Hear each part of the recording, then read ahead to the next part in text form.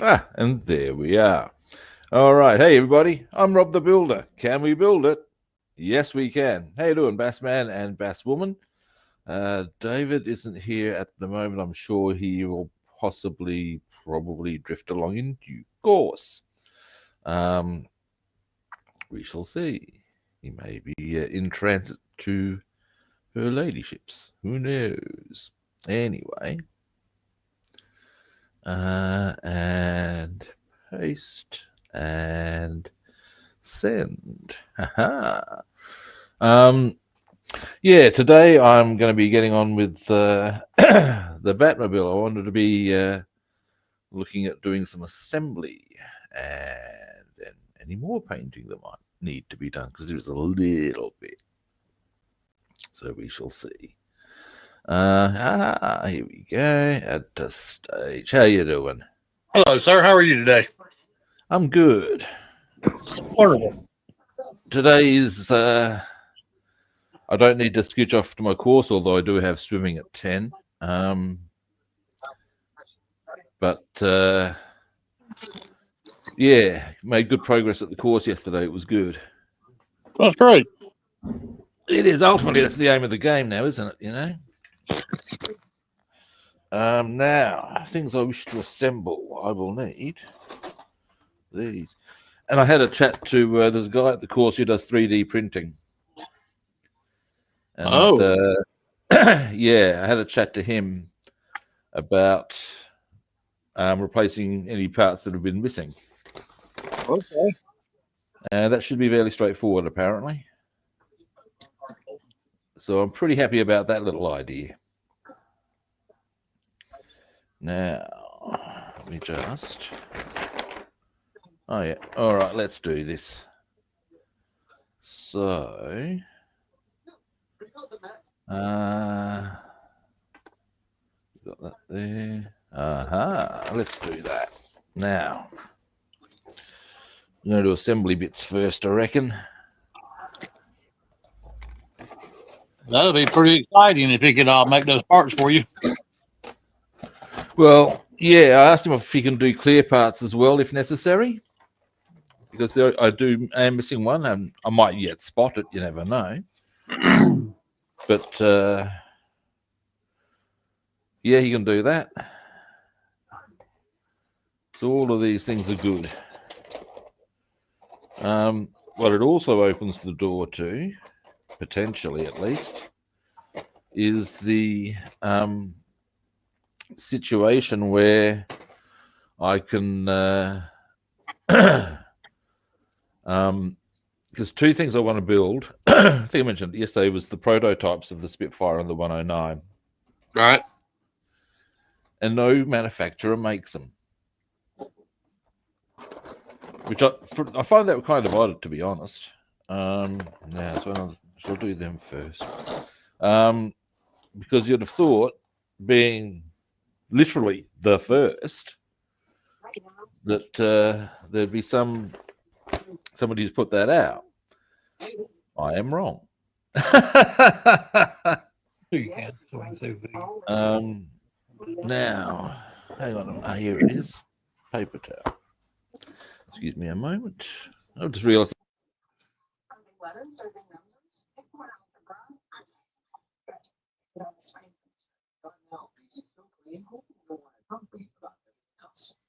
We lost volume. How There you you are. doing, John? Look, Now,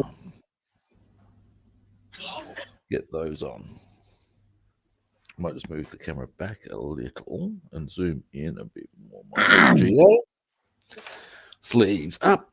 Getting very serious now. I've got my sleeves up. Ho-ho. getting down to brass tacks.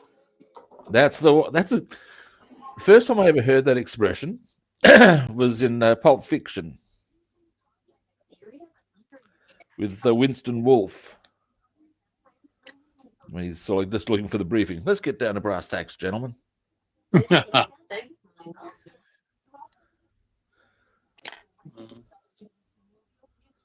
thought Harvey Keitel was great in that role.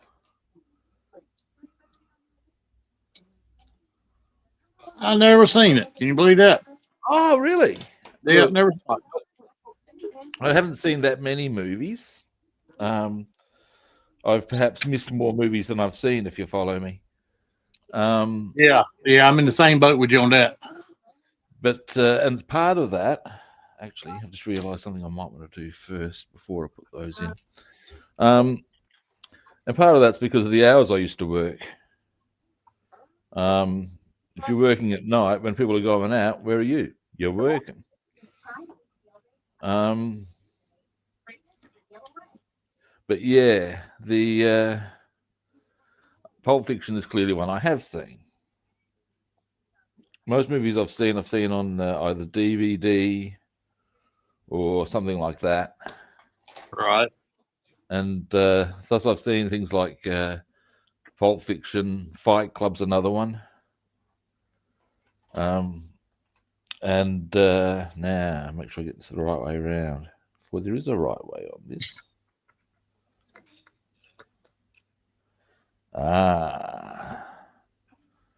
Ah, that looks better. Yeah, I see how that rolls. Anyway, and yeah, Pulp Fiction is worth seeing, um, in my Okay. opinion. It's quite clever. Uh, it's not, and what's kind of clever about it is that it's not sequential in the way it goes together as a story. Right.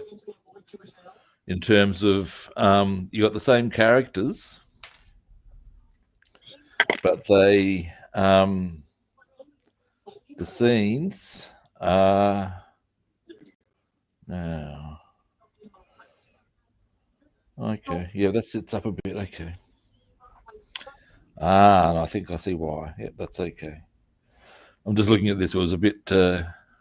See, it didn't seem to be sitting right because it was a bit high, but I realised that's to allow those bits to go in. Um, yeah. Anyway, but yeah, Harvey Keitel plays in Pulp Fiction. He plays a guy named Winston Wolfe, and he fixes problems for gangsters basically. And at this point in the movie, I can say this without ruining too much if you were to see it. Um, he, two of the main characters have accidentally, as it would happen, blown this guy's head off in the back of their car. And of course, there's a whole stack of blood and bone, dead body to be gotten rid of, all this sort of caper. What the Um, world? as you do. And oh, hey, Alex, how are you doing? So yeah, well, one of them does is calls their boss, and he sends the Wolf, i.e., Winston Wolfe. And actually, one of the things that's really good about when the call is made to get the Wolf out there is the person making the call to the boss is Samuel L. Jackson. Ah. Yeah. Now, when he first starts explaining the situation to his boss, um, his boss starts saying, um, "Look, calm down, Jules. I'm just weighing up the motherfucking ifs." And then Samuel L. Jackson, in textbook Samuel L. form, trots out, "I don't want to hear about no motherfucking ifs. What I want to hear from your ass is, you ain't got no problem, Jules. Go in there and calm the," I can't use the term he would use, "down and wait for the cavalry who shall be coming directly." Oh, And so yeah, the boss, who's played by Ving Rhames, says in this calm, even voice, "You ain't got no problem, Jules. Go in there and calm them down, and wait for the wolf, who'll be coming directly." "Well, you're sending the wolf? You feel better now, motherfucker?" Shit, and this is the beautiful part. He's gone from the N bomb to shit, Negro. That's all you needed to say. Yeah, it's just, yeah. And the wolf is played by um, Harvey Keitel, and he's great. He's a super slick guy who knows just how to do it.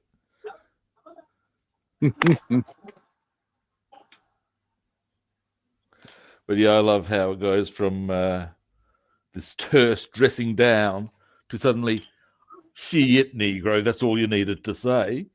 Big glory.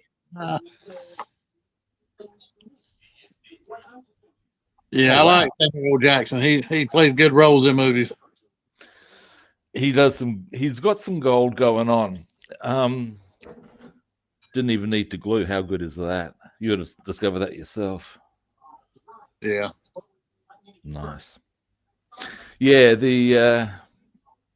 there's a thing he also does on a recorded thing, and there's a book called "Go the Fuck to Sleep," and basically it's him reading a nursery rhyme to his kids. Is where I am thus far with this. So I've got that. Just let that settle down. Oh, nice. So yeah, once that settles in, I can put the other parts on.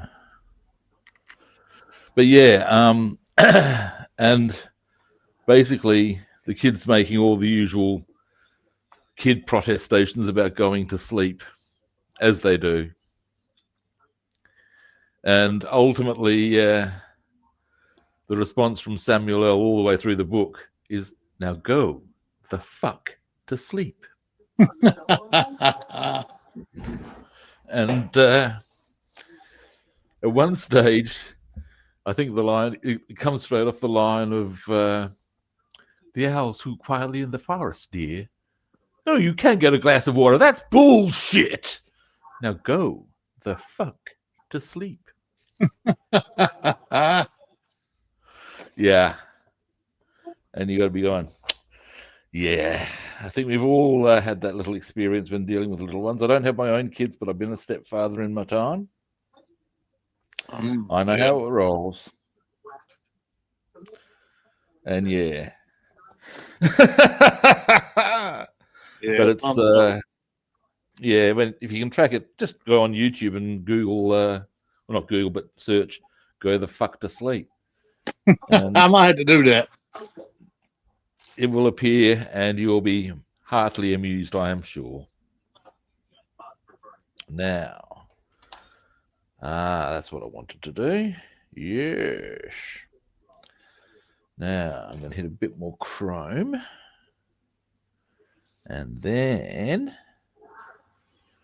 wonder what other bits I can assemble very quickly whilst I think. Gee, these and start getting stuck into some of the stuff that goes underside. Break on through to the underside. Oh, that was a bit sad. Never mind. Don't quit your daytime job. What am I doing today?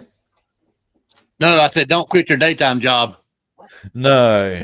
Look, You were saying.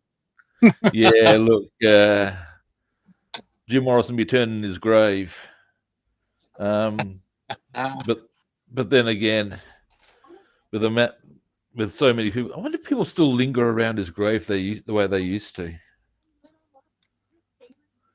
One of my sister's former boyfriends, when he was in Paris, went to Morrison's grave, and he said it was actually quite sad. Not because of this is where a man was buried, but because there were all these drug fucked hippies hanging around. There was actually graffiti on the stone, and it was just not a very cool place. And you think, well, Damn. gee, why would people hang around? Oh, but it was Jim Morrison. You're in a fucking graveyard. What are you doing? Wow. Yeah. these people were so obsessed with the whole Jim Morrison thing, they didn't view their behaviour as abnormal. Hell. Yeah. And that's a little bit weird all of its own. Yeah, I must say, if you're gonna hang around the cemetery, something be wrong with you. Oh, yeah. I do recall when I was about 18, a friend of mine came up with the idea. We never went through with it. That we'd try to see whose nerve could hold the longest. And the idea would be we'd enter a graveyard at midnight, find a place to sit down in separate aisles. So we'd sit by ourselves. And the rule would be, and it was going to be a game basically, where you weren't allowed, if you could last out, you, it sounds like a pretty boring game looking back. But basically the idea is to see if you could make it to dawn without your nerve cracking while sitting amongst graves. This guy, I hasten to add, was a little bit out there. But as a game, like I said, a little bit boring as well, because ultimately, who the fuck wants to spend 6 hours sitting on what's probably gravel? If you're lucky, it might be grass. I think he actually wanted to have it that you didn't take anything with you to keep yourself occupied. I'm thinking, are you serious? What I'm doing is taking my sleeping bag then. But why would you do it anyway? Can you imagine being the actual keepers of the cemetery coming along and finding these guys sitting in the aisles just randomly? Yeah. Yeah, it would just be a bit, what the fuck? And could you blame them for thinking along those lines? Probably not. Now, where have I put my goggles, people?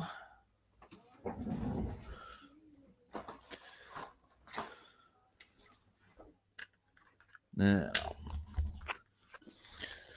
a few things I need to or wish to do in this colour. Might just bring that around a bit more. And bam.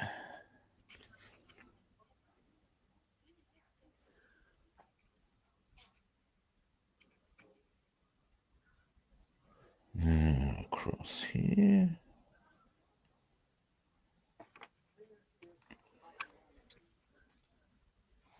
Might just get that lid out the way. Yeah, I've already put my hand on it. Saw that coming.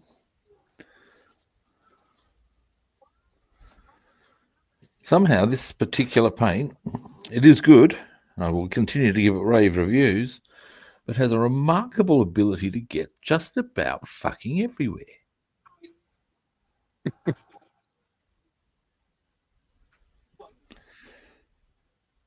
My desk, my hands. Growing up, we lived across the street from a cemetery, but we never had the balls to go out there at night and roam around in it. It's a, yeah, well, it is kind of spooky, and that's the half the point, I think. These days, of course, there's people are a whole lot more. What's the word I'm looking for? If they see people in a cemetery, because people have done some pretty fucked up things to graves. Yeah. Which is just wrong. We'll leave that discussion there. But now they'll see people. Once upon a time, when I was about 18, which is when this sort of thing was being discussed, nobody would have batted an eyelid. They might have thought you were a freak of nature, but ultimately, oh, whatever. These days, they'd probably call the cops. Oh, absolutely. And nobody wants that sort of behavior.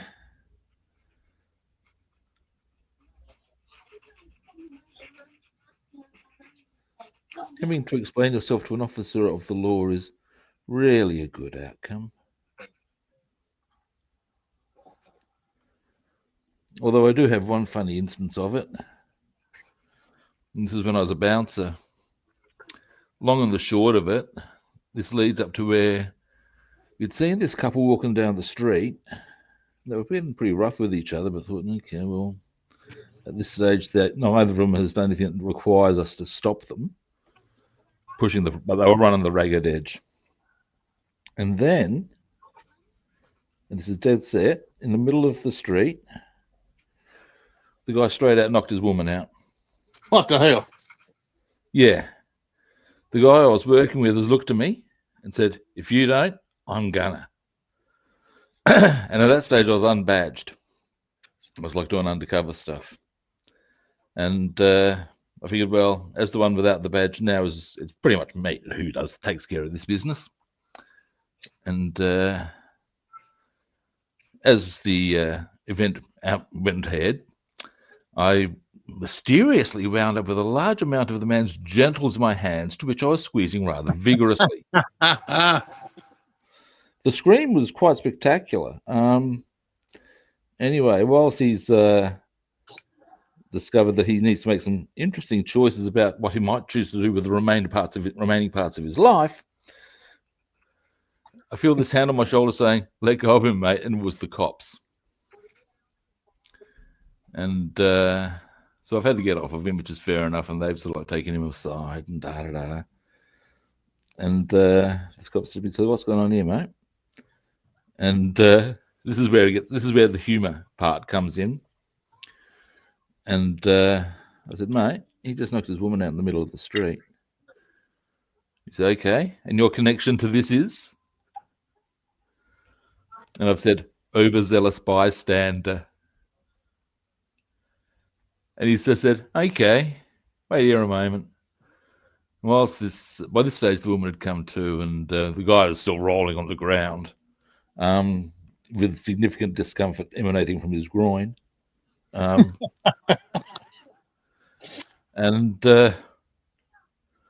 anyway, and the chick was actually making excuses for him. I couldn't believe it, but whatever. Anyway, and eventually I just turned to this cop and said, "Mate, do I really have to stick around for this?" And he just looked at me and said, "Get the fuck out of here." Zoom, I'm gone. Yeah. But yes, I was particularly pleased with my personal description of overzealous bystander. Oh, hey, David, how you doing? And hello, her ladyship. Hello. Hey, dude. But yes, it was one of those moments. Yes.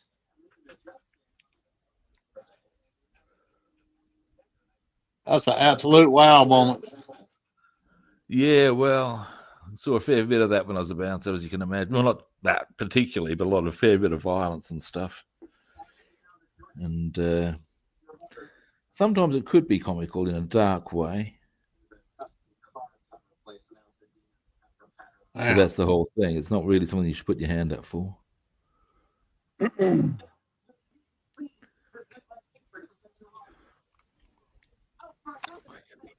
It's a bit like another kind of darkly comical moment was when, because I had a really good relationship with the Highney Street Aboriginals.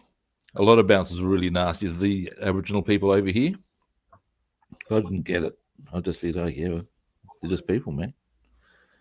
And strangely for that, I was viewed as a prince of men by these guys.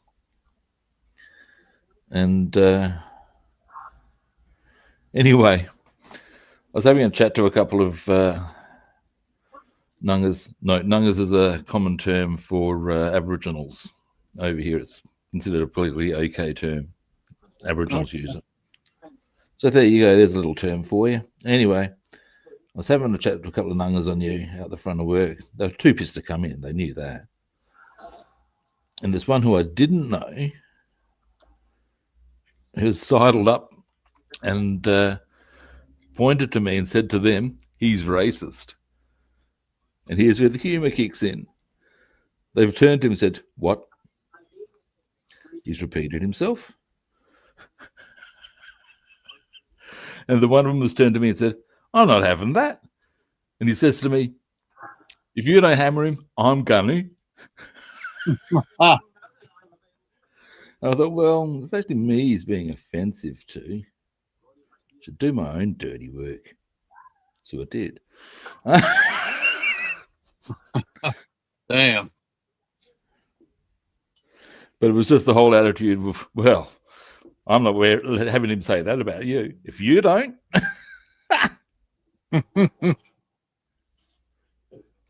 Wow.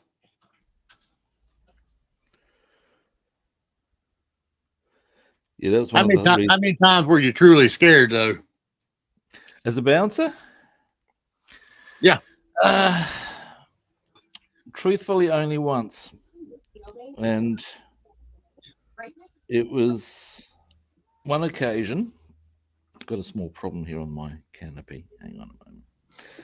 And what had happened? Oh shit!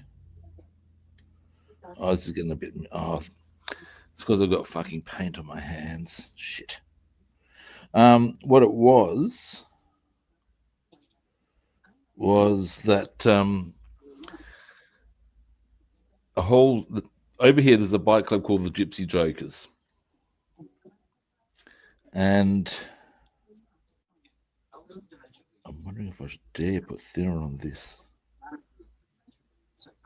All right. Well, one of two. Anyway, and a whole club load. There was their national meet was in Adelaide, and a whole stack of them came into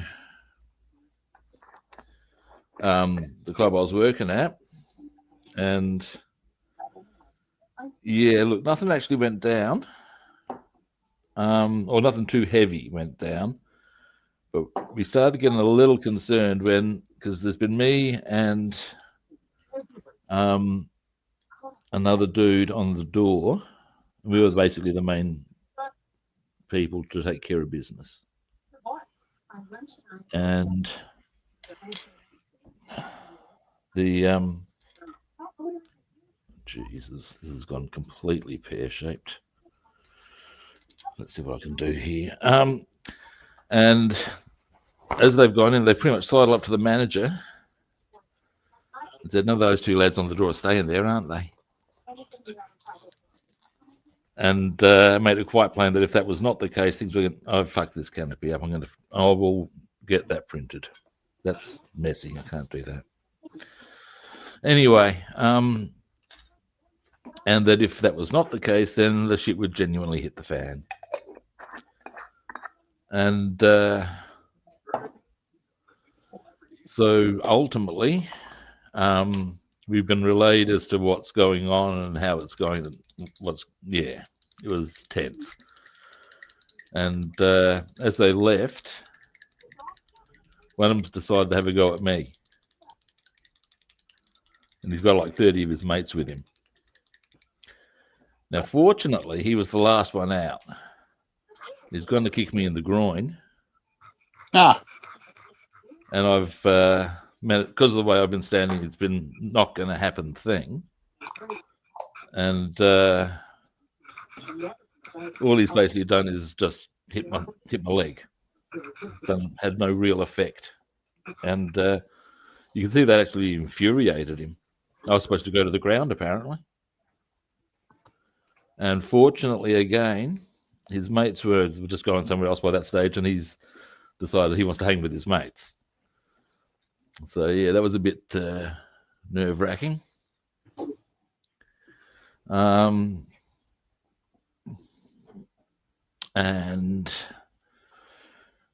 there was also the time when another different club came looking for me.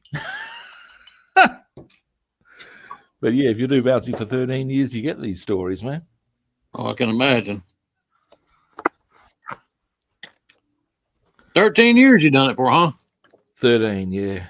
Wow.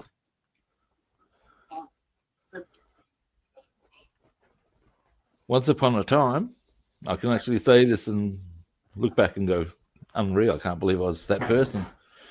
But I was pretty widely regarded as arguably, not use of that word, as far as amongst the security staff, the hardest man in town. I find it hilarious.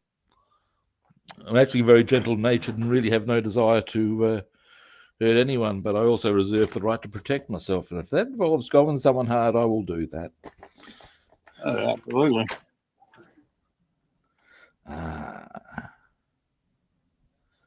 5. still more silver. Okay. Just checking a couple of colors here. All righty. But yeah, and that was the whole thing. Because the only reason I even started doing security was because I had just graduated from uni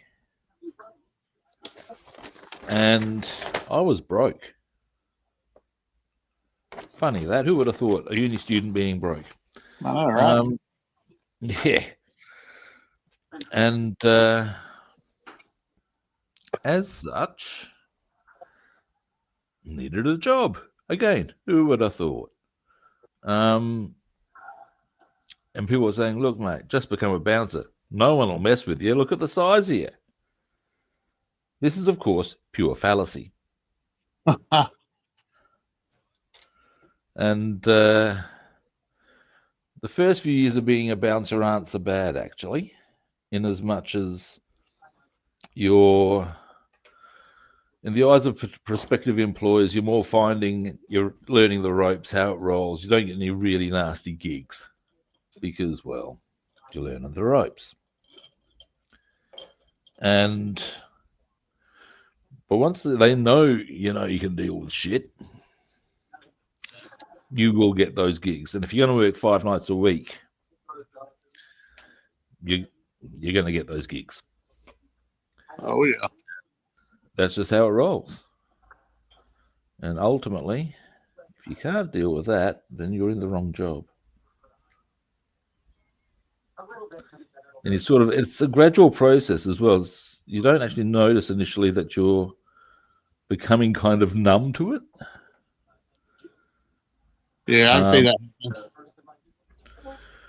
I remember a guy I worked with saying that, because we'd had a very quiet night one night as far as violence and stuff goes, and he reckoned that he'd gotten home that night and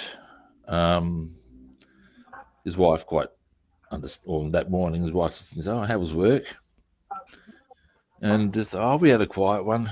But after he'd finished work, he'd gone up the road to get something to eat and gone past a place called the Black Rose. And they'd had a pretty bad scene go down.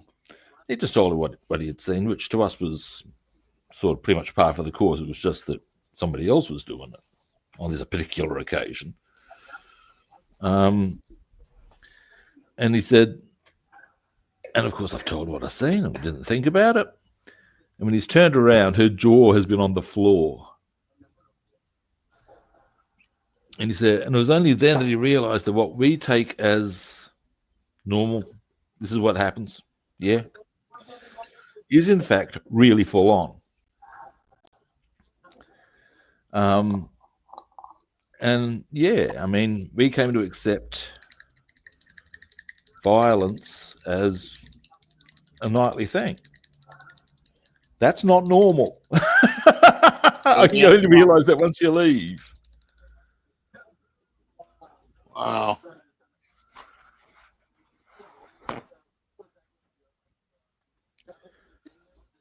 I mean, it's only been in recent years that I've started to realize, hey, having street fights is something that not everyone has done. Nope. Whereas to us, of course, like I said, it was just part of the job description.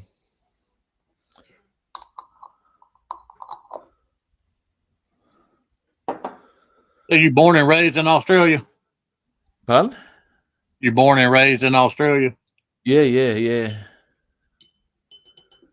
My family's actually from the UK.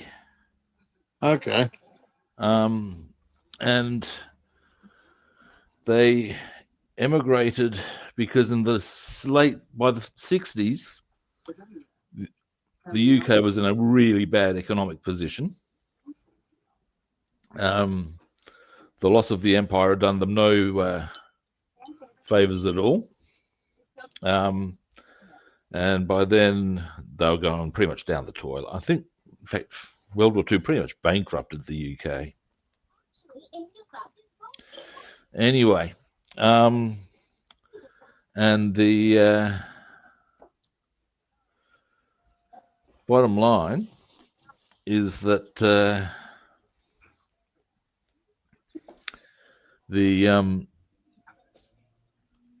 that's why my family left. They had lived outside of London, or my mum's family certainly had during World War II. Because I was largely raised by my grandparents, that's where I heard a lot of the stories about the Spitfire, the Messerschmitt, the Lancasters, the 1,000 bomber raids, all that sort of stuff. Oh, wow. And it was, yeah. But ultimately, I'm the only member of my generation born in Australia. My siblings were born in the UK.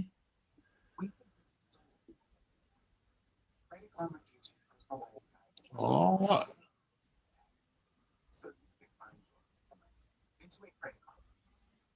I'm going to need to tidy that up a bit. Never mind.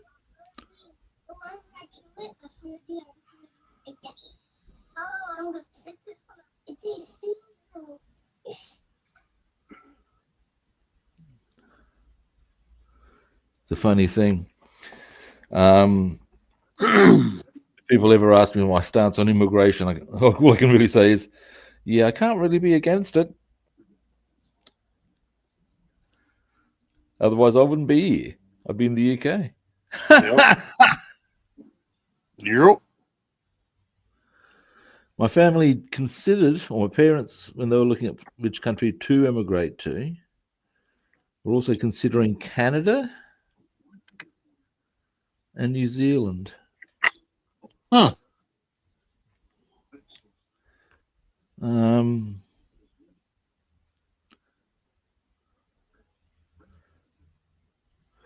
Given that I did all right playing rugby over here, and in South Australia, rugby is not a big thing. It's over here is when we get. You ever heard of a sport called Aussie Rules or AFL? No. It's a variant on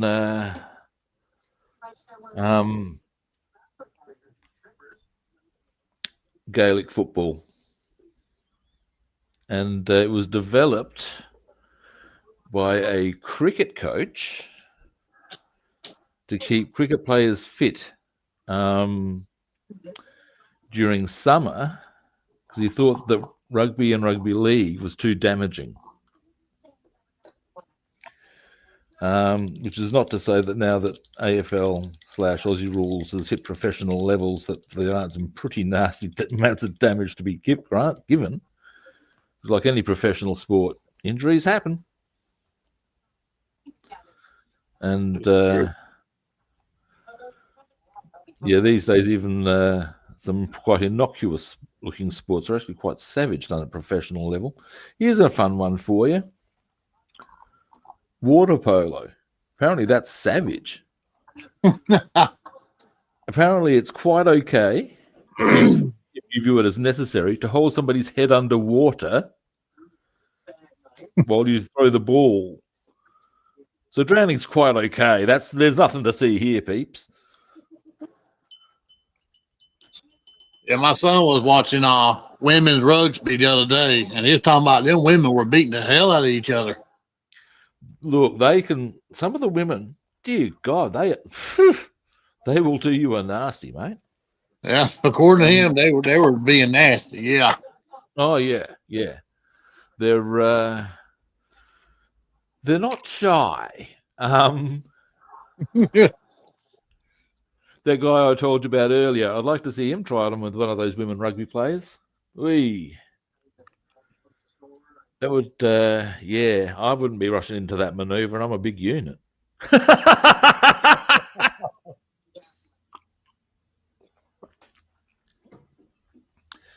But yeah,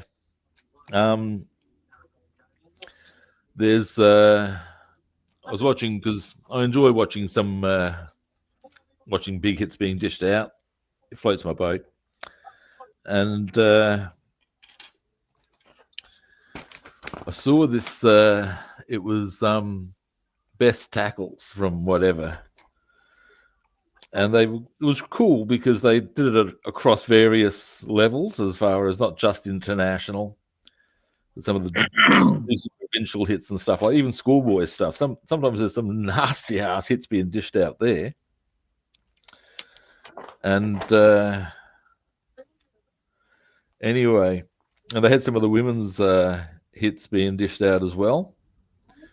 And yeah, there's a whole lot of nasty going on there. And in one of them, yeah, this the recipient has been utterly poleaxed and been left with blood pissing out of their various parts of their faces. They've been smashed. You think, yes. And everybody will say how they're the weaker gender. I think not. No. I like watching UFC fights. And I'll tell you, the women fighters are a lot more aggressive and move forward. Yeah, look, more than the men do. They rely a lot more on technique than brute force because they got to. And I think that's marvelous. My mum used to reckon,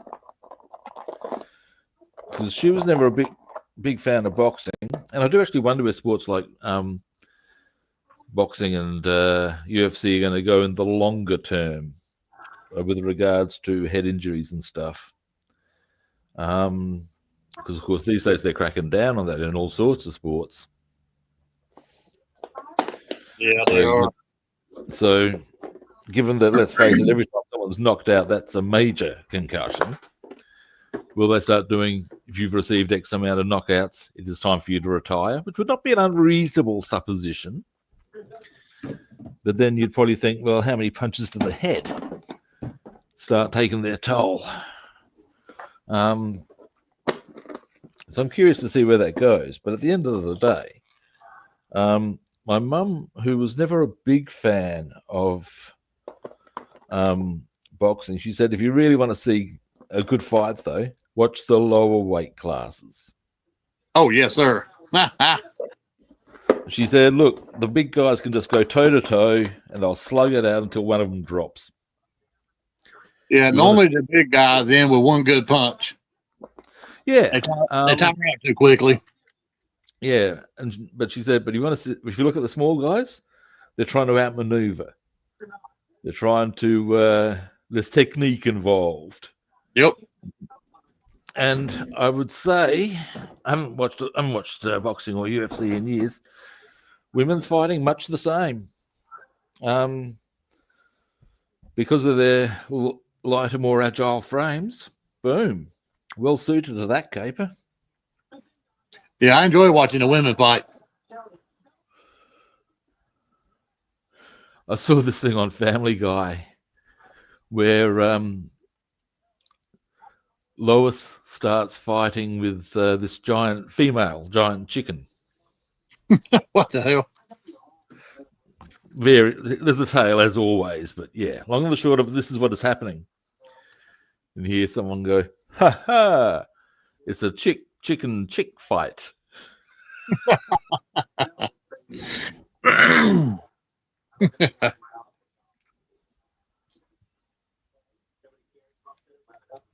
Ooh, that's a bit too much paint.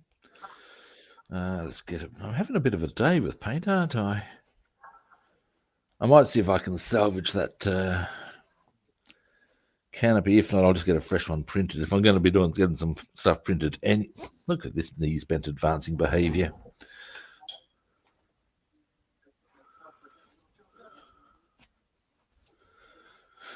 Dearie me. I'm going to have to give my hands a thorough wash before I go swimming today, or I'll be adding all sorts of colour to the water. Now. Yeah, you might want to be careful doing that. Yeah. Reminds me of the episode where the Simpsons get a pool. And they're going, as they're being shown around, they're showing one called The Tinkler. And Homer's response to that one, ooh, The Tinkler. I like the sounds of that. I was watching Family Guy today. Nice.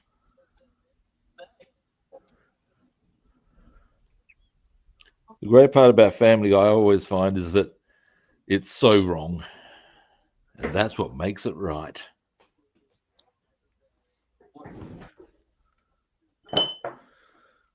Actually, the thing that first got me into Family Guy was Stewie. Oh yeah. And it was early Family Guy back when he was a megalomaniac and hell bent on global conquest. Um, and at an age where other world leaders get sand kicked in their face, this guy had figured out the need for a weapons budget. He had a well stocked weapons room, plans for global dominion. You can't tell me this isn't a son to be proud of. But yeah, it's the one of the things that I really liked was when have you seen the bit where they think Stewie needs toilet training, but it's actually that Brian's weeing everywhere? I ain't seen that one. It's gold. Anyway, at one point Peter's trying to toilet train Stewie. Oh, here you go. Hang on, I've got to. David saying he's seen a few ladies fighting and got well out of the way. Yes, sage move, David. Anyway, getting back to Family Guy, yeah. So it's got this scene where Peter's trying to toilet train Stewie, and Stewie's being quite reluctant, and Peter's there. What's his line? That's it. Maybe I should just give you a beer, and it'll go right through you. So yes, and maybe we should light up a doobie and watch porn. Then, of course, Peter's response was, "Well, yeah." Anyway, yeah. Then she said, "Look, why don't you put your hands here, gesturing onto the bowl? It'll make me feel a little more comfortable." He said, "Oh, okay." Puts his hands down. He slams his fingers in the lid like brutally, and Peter yelps back in pain. And then he gets dressed down with the following little outburst: "Listen, you. I shall use these facilities when I am damn well ready. Until then, you will continue to sanitize my crevasse and be damn grateful for the opportunity.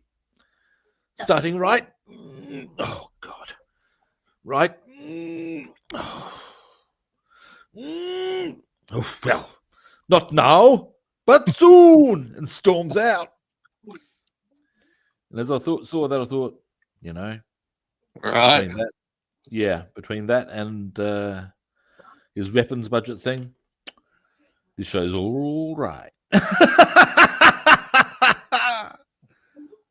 Damn. Yeah, I'm jumping. I was going to put those on, but I've knocked this out, so I think I should probably just let that settle in. It's probably not dry enough, would be my guess. Who would have thought, eh? That's all right. Might put some more glue there, though, because it doesn't seem to be sitting quite the way I'd like it to, as far as stability. So let us attend to that. But yeah,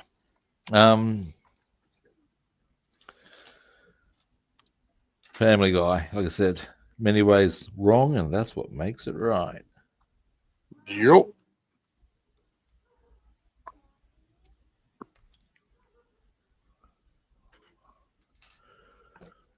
It's even down to things like, I don't know if you've seen the 150th episode, but it's of course hosted by Seth MacFarlane and shows various clips, and they take the piss out of pretty much all those sorts of shows as far as the tribute shows and stuff. And Seth MacFarlane says, "And you'll be able to see the show that made me, a penniless Vietnamese immigrant, into the wealthy Caucasian you see before you." Yeah, nice.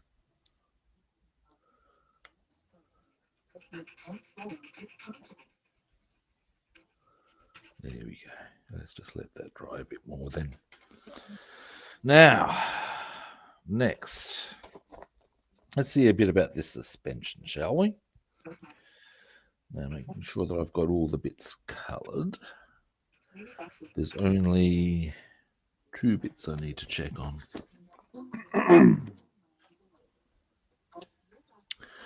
And they are not on that one. What parts? Let's have a look at part numbers. Who would have thought? If you want to see some stupid, idiotic comedy, you need to watch Beavis and Butthead. I'm aware of them. I haven't seen much of them. Yeah, these guys are crazy. I know they take the piss out of MTV sort of stuff or that sort of thing a lot. Yeah. And you got to say, well, MTV and shows like that sort of are open season, really, just because of the nature of them. Yep.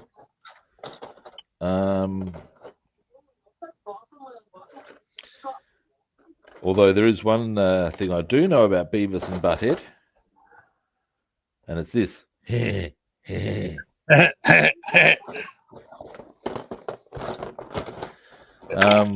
drives my wife crazy. And I've heard them do variations on breaking the law. I think it was as in Breaking the Law by Judas Priest. And I think the ones they were rolling with was walking the dog, bow, bow, walking the dog, walking the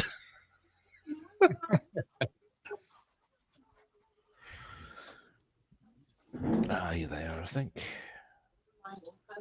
Yes, I will want to paint them. I will. Now, where do they go? You bitch. I haven't really checked out much Judas Priest, and so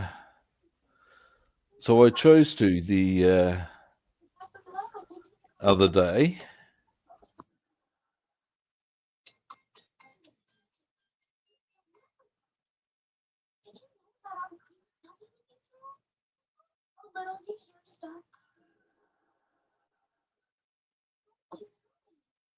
I'm back, as you can gather. I've got to say the guitar work is fantastic in Judas Priest.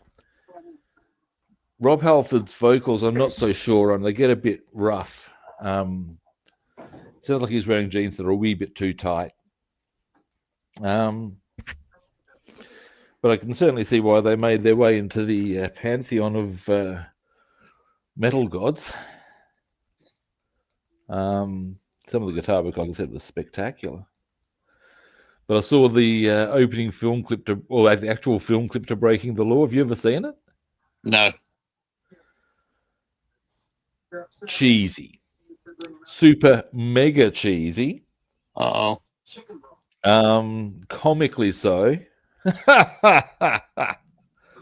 But, I mean, also it's worth bearing in mind that the time that track would have been released, let's face it, film clips really didn't become that big. It was Michael Jackson who made film clips a thing. And before that, they were usually just clips of the band playing. So, in that regard, you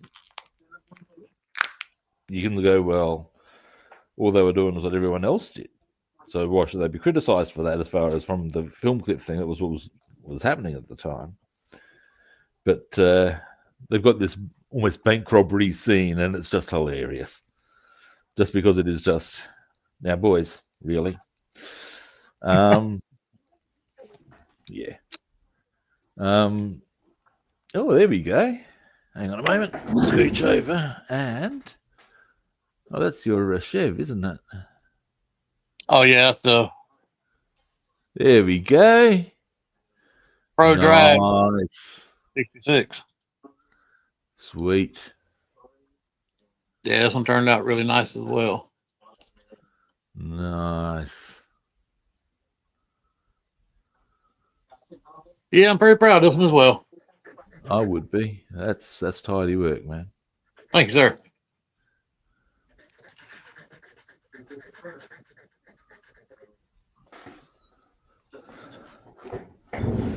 But another thing I heard with um,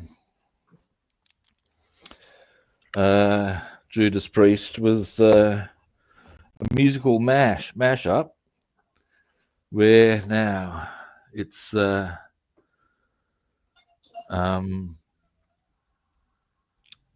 trying to think which song he put it over. It was, but it's got James Brown singing over the top of um, Judas Priest, and the same guy who did that mash has also got James Brown over the top of Motorhead. Oh, really? Yeah, and so it is that I can confirm that in another dimension of which we know nothing, James Brown could be the greatest metal vocalist ever known. It works the way the guys done it together. And these days, when I hear the Rifter Motorhead doing Overkill, all I can hear is the vocals from Superbad. Because yeah, that's what the guy's done with it, and yeah, it works. Trying to think what's the that's it. He uses Electric Eye by Judas Priest with um, Sex Machine. So when you've got the whole Electric Eye riff kicking in, again, all I'm hearing is "Get on up, get up, get on up now, get up," and it fits really well. The Godfather of Soul. Yes. Have James you Brown. seen the light? He was so good in the Blues Brothers. Yeah, he did some great stuff. Ow. Lord. Yeah, that's the one. Tell you one thing I marveled because when the guy's name is Bill McClintock, and he does when he does a mix up, he usually puts footage from both film clips on, and with James Brown, he's got this offsider, whose name escapes me. That doesn't really matter so much, but he basically his fundamental function is where when James Brown's doing this, get on up now. He's the counter voice doing the get up. And I thought to myself, that wouldn't be a bad little gig now, would it? Job description: doing the counter vocals to James Brown. Pros: stacks of booty, partying hard, and getting well paid. Cons: not James Brown, but you're getting all the good bits anyway. Yup. I'd be taking that job. As they say in the New York Minute. Oh, yeah.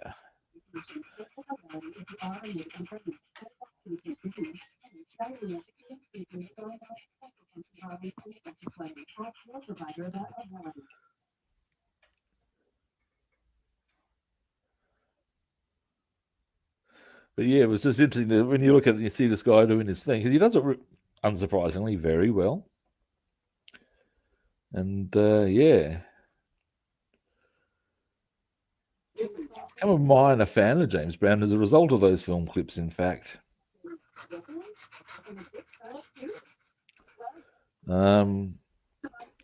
another good one that's done is I'm trying to think of some.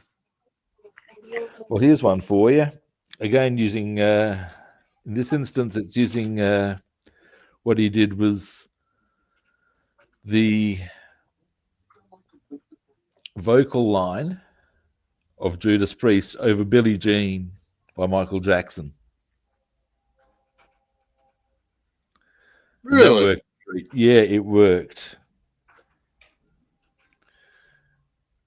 And it actually, that sort of stuff works so well that I'm interested in exploring a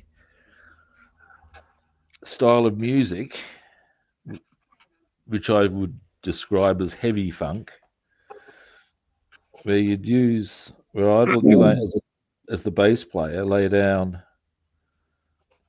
a funky sort of bass line, but with a more heavy tone, like you might get in Motorhead or whatever, as far as the bass sound. Right.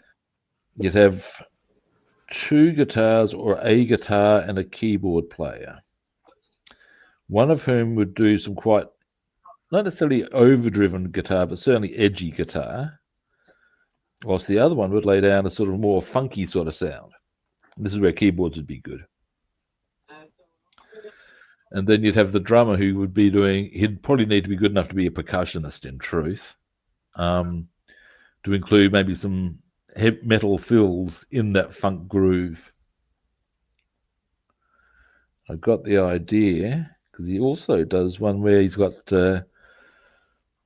Staying Alive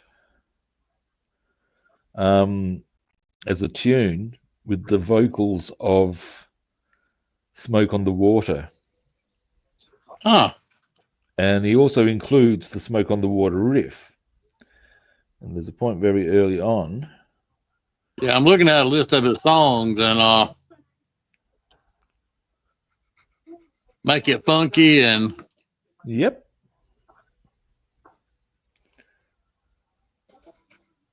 get up off that thing. Yep. Yeah. And early on in the thing where he's got the guitar riff from Smoke on the Water playing, he's also, because the bass line that runs in from on Smoke on the Water is more just so he just like that sort of thing, at least in the original main riff of the ba ba ba. But instead, what he's done with this one is he's got the guitar part, but he's put in something more akin to the to give it that slight more pulsing feeling of the disco beat. And brought in some brass, and it sounds great. Yeah, I love that kind of music. And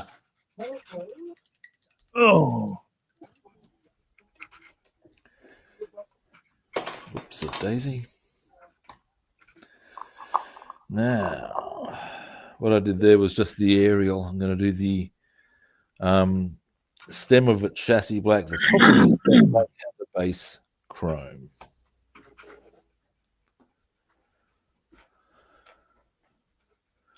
Now,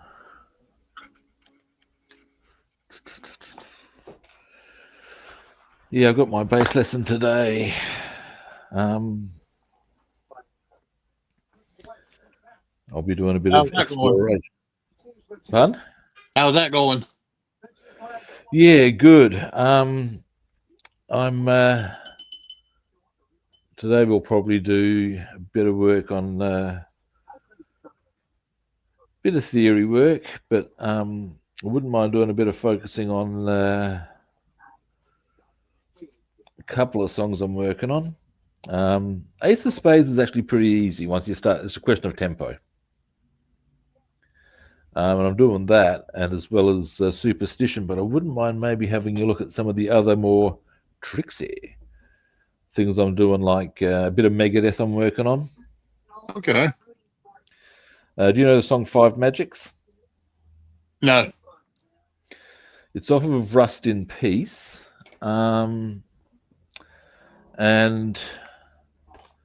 it's I'm gonna need to let them dry. Got a really nice bass line to it, in as much as all of that is done, so I can get stuck into the construction tomorrow. Wicked. Yay. Yeah, you might. Here's stuff that needs to be attended to. We'll get stuck into this, shall we? Yes, we I'd love to shall. learn how to play the piano. You did? No, I would love to. There was a piano in my house when I grew up, and it was good.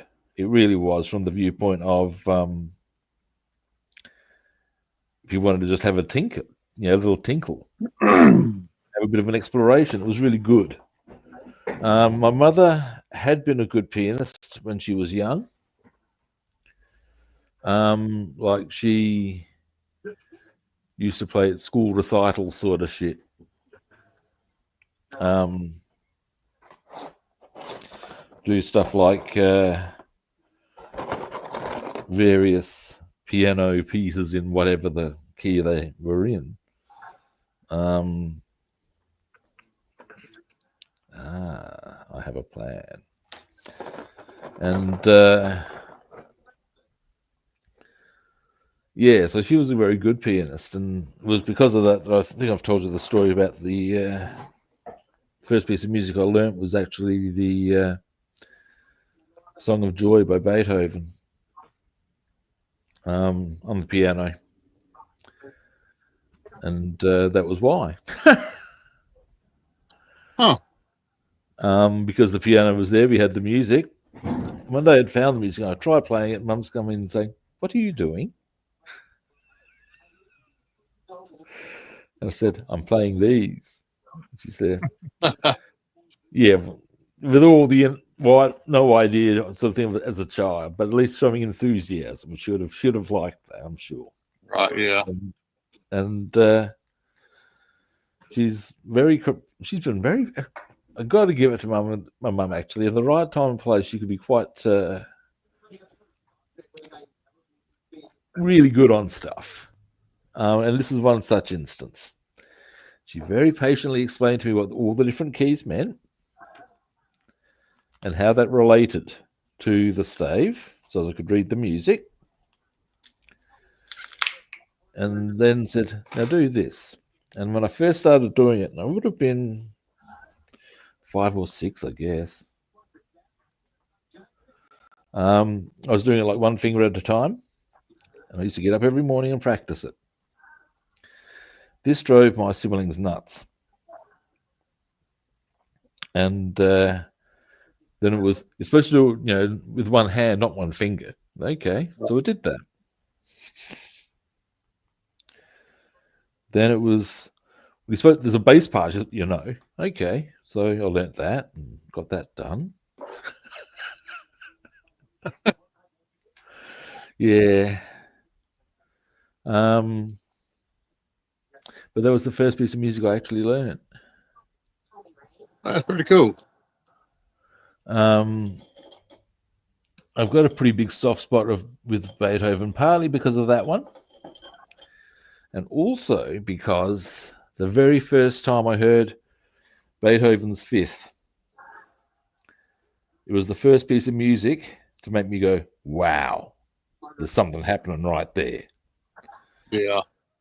and that has remained the first movement, one of my favorite pieces of music of all time. I can imagine.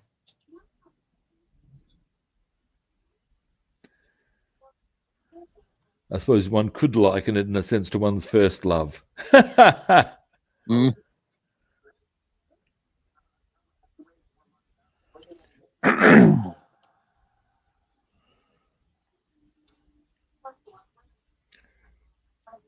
There we go. At least I can paint the ones that I do have.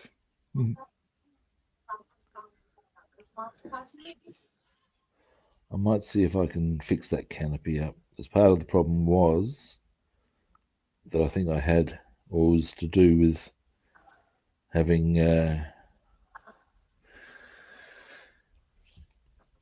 paint on my hands. Now, in a worst case scenario, I can just get it printed. It's not ideal,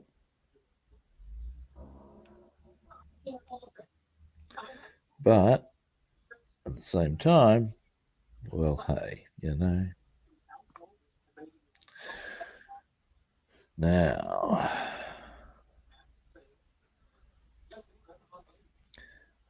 but But yeah, piano's a cool instrument. Yeah, most definitely.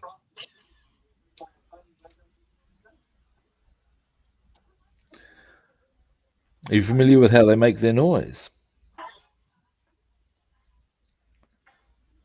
What do you mean, Ash? But Well, okay, how, here we go. how do you work? Yeah, because here's a fun fact. Strictly speaking, a piano is a percussion instrument. Is it really? Yes, because percussion is something striking. Yes, and that's what they do. They're striking the keys. Correct. They strike the strings. This is how the noise is generated. So, strictly speaking, by definition, and we're getting into the realms of pedantry here, but strictly speaking, it's actually a percussion instrument. Huh. And this is actually kind of evidenced in. Oh, hey, Big Racer, how you doing? This is kind of evidenced in the name for the piano in German. Hammerklavier, hammer, hammer, strikes. So there Well, we go. Now, I'm going to clean this brush and get a tighter one going on. Yes, I am.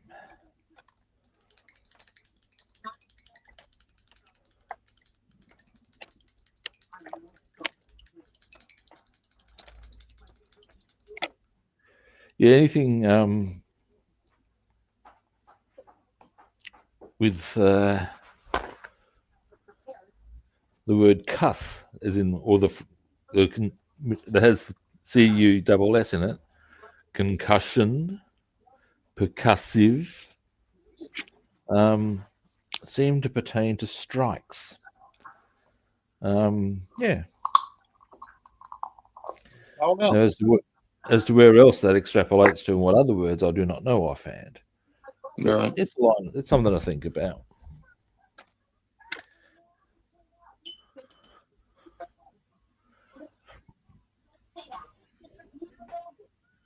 Now,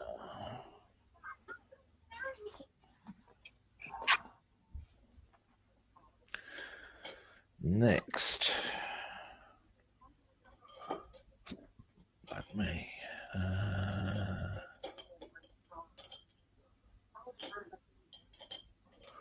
Boom. No, not that one. Where is the one that I seek?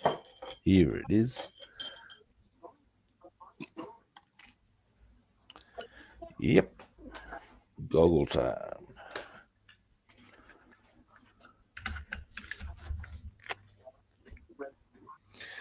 Now,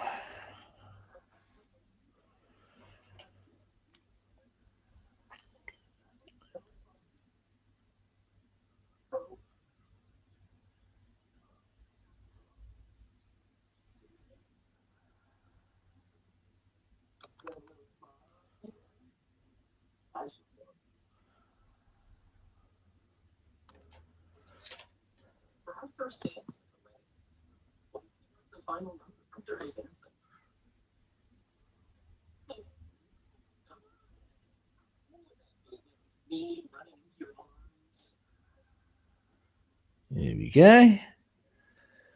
All right. I've still got to get the enamel paint for that. If there's something I can do on the way to my music lesson, get some paint. So are you taking swimming lessons to learn to swim or just for exercise or both? Both. I was when I had arthritis, I figured that a good way to get exercise was swimming. But the inherent problem was that in truth, my swimming technique was shithouse. And if your technique's not good, then you're kind of wasting your time trying to do it for exercise. That is true. So I figured, well, the obvious solution is to learn how to swim. My And mother taught me how to swim in the ocean.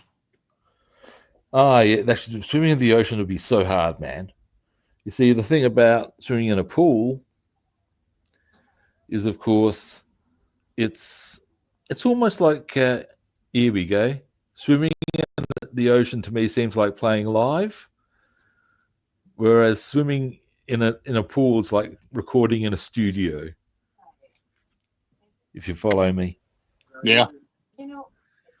um, swimming in the ocean is naturally going to be rougher just because of the wave factor, the tide factor, the currents, all that sort of shit. Well, fortunately, at the time, my the sound was really calm, and it Okay. was almost like bath water. I mean, it was real calm, real warm. Ah, so you weren't copping the full savagery. Oh no, no, no. Yeah, when I was a kid, I mean, as in Australia being so close to the water, as most of the population is, you do play in the water when you're a kid, and even not being able to swim, I'm probably still just by exposure a lot more aware of water safety as opposed to swimming. If you see the difference I'm making there, Yeah. because it's okay. Most of the Australian population is near the coasts. For those of us who are born and raised here, we are aware of the perils of rips, where not to go, and unfortunately, that information does not get past to people who migrate here necessarily. Oh, yeah, you're right. And there has been an increase in drowning in recent years because what looks like a really pleasant, innocent piece of water is not. And some people from, say, landlocked countries um, obviously have no idea about that. And they can have very real and very fatal consequences. Yeah, it's a damn undertow that scares me. Oh, yeah. That will do you all manner of. It ain't so much the water, the waves. It's that damn undertow. Oh, and that can take you so far before you've even noticed. Yep. And the thing that also tends to, or can happen, certainly over here, is that people make the, well, howling error of, yes, someone is in distress, going to try and help them, but they're not actually physically able to do that. So, however understandable and meritorious their instincts, what they actually end up doing is creating another corpse. True.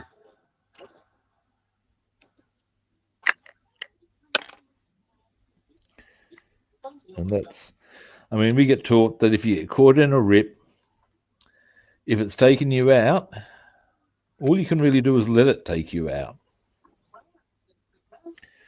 Now, as to what happens while you're out there, That's a different ball game. well, yeah. I mean, we get a lot of great whites off our coast. That's all I'm saying.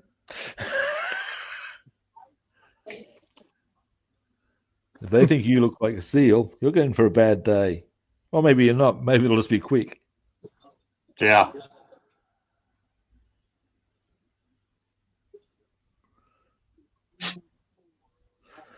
But yeah, it's a thing. But that's why I'm learning swimming, is just for the exercise. Um, I don't know if I'd actually enjoy swimming in the ocean so much because of the salt water thing. Yeah, that kind of sucks too. Because, of course, ultimately, if you're going to do proper swimming, you've got to put your face in that. Oop. Every now and again, I get a message from one of the other platforms I stream on Twitch. And with about a 90% strike rate, it's just somebody trying to get me to purchase cheap viewers. Something I'm aware doesn't actually help. Because they'll get you the viewers. That's not a problem. But they're not actually interested in what you do. Oh, really? So the numbers look good, but they're actually kind of meaningless. Ah, there we go. Hang on. I'll give us a moment. I'll get you back up, so to speak, as the bishop said to the choir boy. There we go. Nice one. Yeah, swish. Nice. Good one. Yeah, I like these Pro Street drag cars. I just love the way they look. That's cool. Thanks, sir.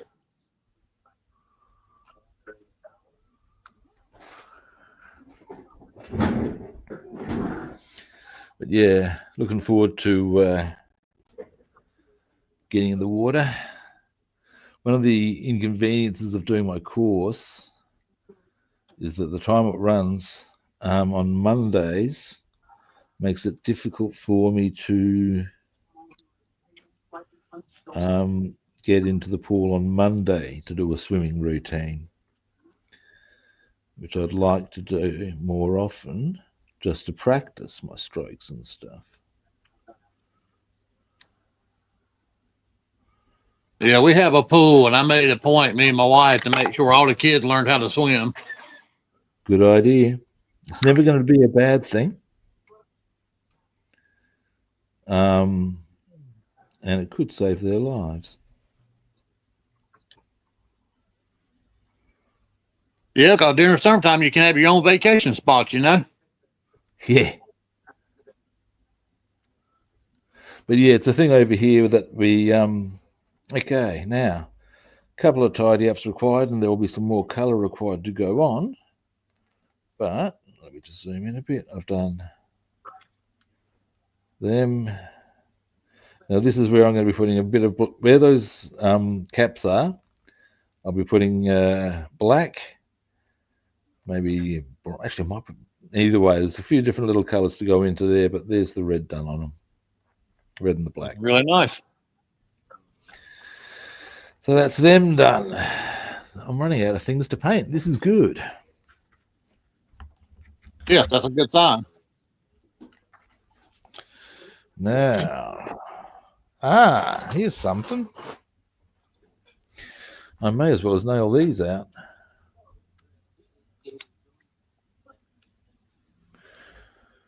Now, I hadn't actually settled on a colour for them, had I? I just painted mine black. You painted them black? Yeah. Just like the I green tried, door that you I want? tried gray, and I didn't like it. Okay, actually, I think I can. I'm just trying to get a bit of mental imagery in my mind. I can see that the grey might look a bit. Like a dick in a pickle jar. Yeah. And you think about it, they probably would have been. They would have to be either black or red. Really. And I think black's probably right. Because you don't see these big red things at the back of the Batmobile. So we'll do that.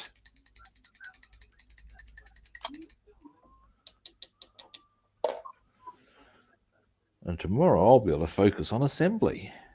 That's good.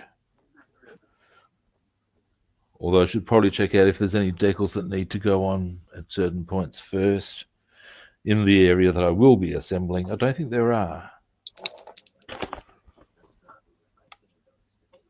No. And no. That's convenient. Ooh, convenience.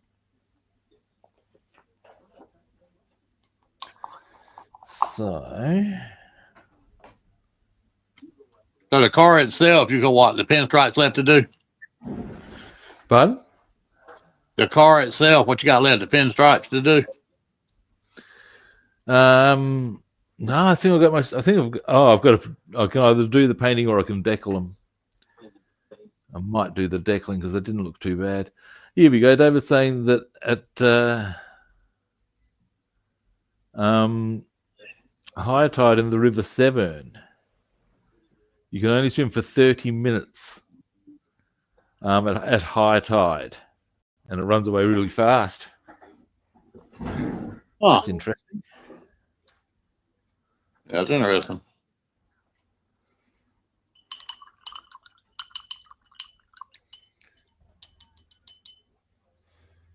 Now, what I'm going to do off camera is I'm going to see if I can clean up that canopy. If I cannot, I will just get it printed, like I said.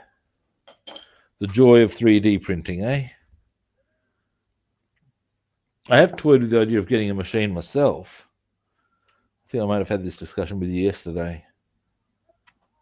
The question is, Yeah, I want one as well.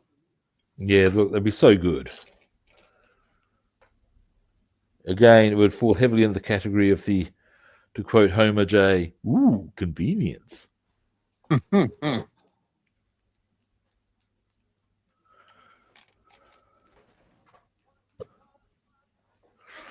Now, actually, here's something I might want to consider.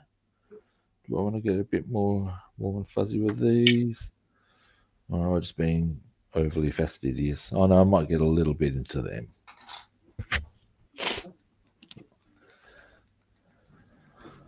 Oops. Smacking down camera. Here we go, that'll do it.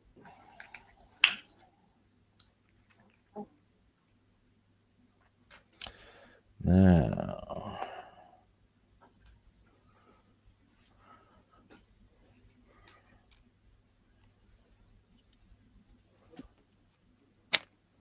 tell you, I find something I find interesting about this is getting back to swimming and in rivers. It's the fact that rivers travel faster the further you go down them, and you look at these big wide rivers and they look like they're traveling so slowly, but they're not. No, they're not. And this is where I get a bit of humor out of. There was a very famous thing that Mao Zedong set up. It was quite clearly quite impossible. But let's face it, he was another one who was big on the propaganda routine. And it had him, at whatever age, swimming across the Yangtze Kiang. Now, the Yangtze, in case you're unaware, is a big river. Ships go down the Yangtze. This is right. It's almost akin to suggesting that here we go. I'll go there. It is akin to suggesting that Donald Trump has swum across the Mississippi. It ain't gonna happen. But ultimately, what it was that Mao would have gone in the water at one side, and come out the other side. As to who was actually in the water in the meantime is a whole other story. That hoary old chestnut sort of a thing. Yeah, I used to fish Tar River down east here in the States, North Carolina, when I was doing bass tournaments. And you're right, them rivers, they move pretty swiftly. Oh, yeah. And that's why you get these people think, oh, they're not moving that fast. And they go out there and, oh, my, look, he's drowned. I know for a fact they move. Been in them. The Murray River, that's, as I've told you before, is the only major river in Australia, in truth. At the mouth, I believe it's been clocked at 70 miles an hour. Wow. Yeah. Damn. Yeah, it's well documented that because a lot of people go there to fish for mulloway. And you can wait out a little bit, get your feet wet to get a nice cast in. But the person who thinks that, oh, that's not moving so fast is in for a rude surprise. I remember once, to give you an idea how strong the current gets, I had 2 ounces and a pilchard on as bait in this gutter. And as the current came in, it was dragging 3 ounces straight across and straight back, across and back. The sinker was doing nothing. And that's just how they roll. It's just, yep. But that's why the Mulloway go there, because there's all this food that comes out. Oh. Like any river mouth, it's full of nutrients, it is. This one says extreme butter. That one just says butter. And a lot of little fish will go there. If you're a big fish, well, that's a big good, that is. No. And it also leads to the Coorong, which is like almost a marine nursery. So they also go there to breed. So as you can imagine, it's very popular with the fishers, and why there's all these warnings about you don't get too carried away with getting in there.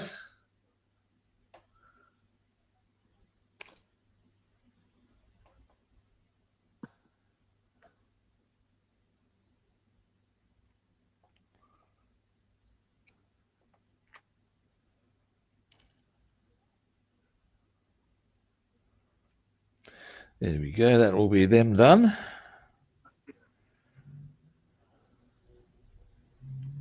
A bit more there. There we go. Now, clean this brush, and here we go. David has, oh, hey Jeff, how are you doing? David's seen ships turn around while turning upriver, and all they actually have to do is to turn the stern. And wow. once the ship and the tide will push it around. Wow. And I can believe that. Yeah, totally. Wow. Yes, indeed. Wow. But it does say a lot about just how powerful. I guess Yeah. when you think about it, you're talking about a body of water that is many tons, in fact. So yeah, interesting. And yeah.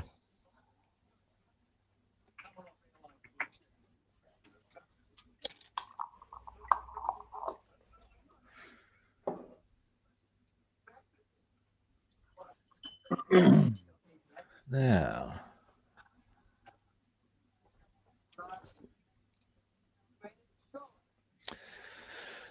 chairs was what I was going for next, wasn't it? Just tidying up them a little bit because it behooves me. Yes, it does. Where's my goggles? Now, I'm actually pretty pleased at all the painting I got done today, actually. It's just a lot of little stuff that now it's done, it all gets very easy. Now, Should we dare say smooth sailing? I wouldn't go that far. Uh, I would never go that far. It's a bold assertion, that is.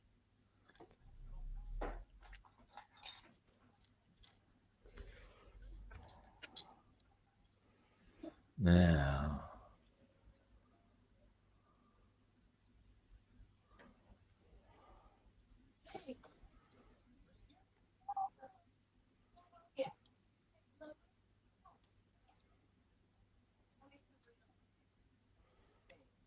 although one thing I would say, is I have this as a hobby has taught me one very important life lesson: to piss off perfectionism. It will do your head in. Yep.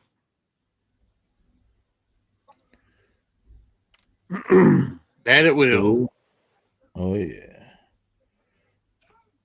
A friend of mine introduced me to a wonderful concept some years back that he called the 30 centimeter rule. 30 centimeters, for those in imperial, is a foot. And, well, just under actually, but we'll leave that discussion there. And his suggestion was, look, mate, if your kit looks good from 30 centimeters,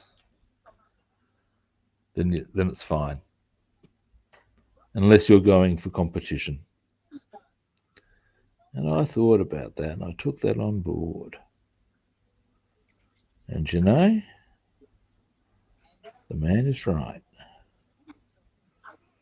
Yeah, that's like the 10-foot rule. Same deal? Yep, if it looks good from 10 feet, perfect. Yep.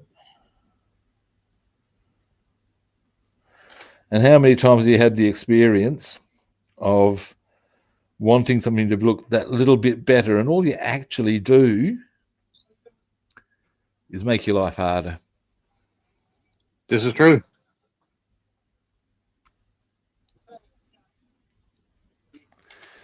That's a little bit cleaner on the edge there that I wanted. I'll do that one, and then I'm going to wind up the string because I want a few things to dry. But tomorrow, assembly. Ba, ba, ba, ba.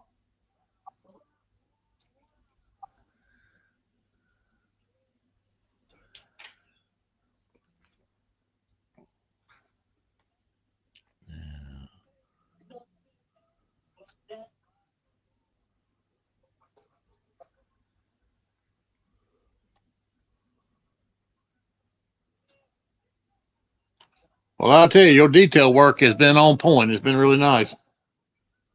Thank you. Yeah, I've, as you can gather, really enjoyed my detailing. Yeah.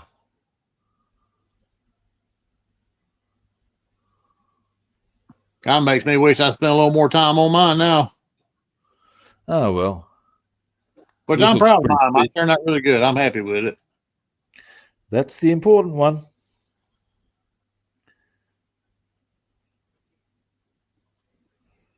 Let's face it, that is part of the joy of scale modeling, is that if you're happy, it's good. Oh,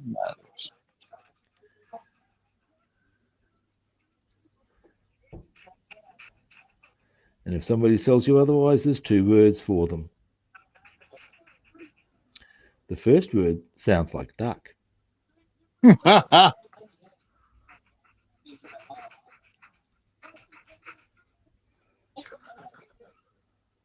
I I remember once getting quite, I wouldn't say extensive, but certainly picky criticism from this guy on Facebook, a Facebook thing I'd put up. And I noticed he'd been quite critical of other people as well. The irony I found was that he never put up anything of his own. Damn. Yeah. And it's just like, okay, so either you're not ever happy with your own, so nobody else should be, or option B, the guy was just a straight out wanker. That's possible. That is on the cards. But at the end of the day, if you're going to be throwing stuff at people, feel free to let yourself open to that. Dang.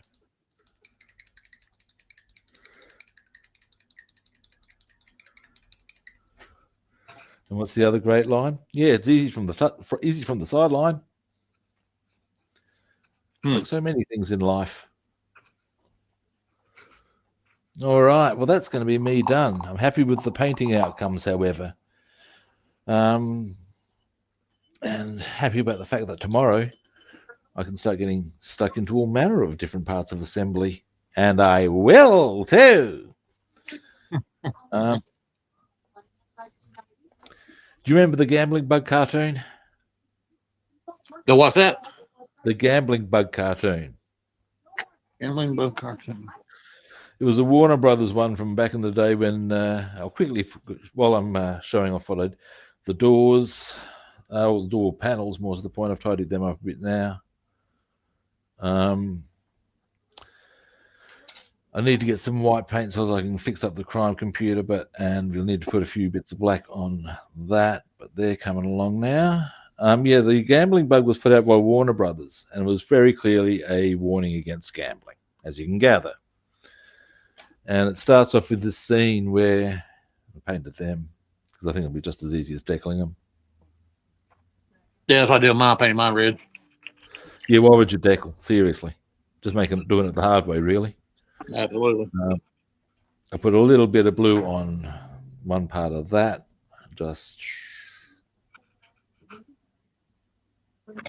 You can just see it there. Oh, yeah. And what else did I paint? Of course, I did the parachutes. Yeah. And yeah. All right. Nice work. Thank you. Your card is coming along very nicely too, I must say, from what I've seen of it. Yeah, the Gambling Bug. I'll get to the. Thanks, David. The Gambling Bug was put out by Warner Brothers. It starts off with this footage of a bug, and he's got like cards as a chair.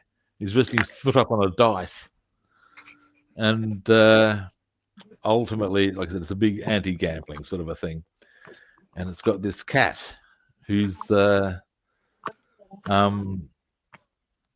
always trying to play gin rummy with this bulldog who always beats him, and it's gin rummy for penalties.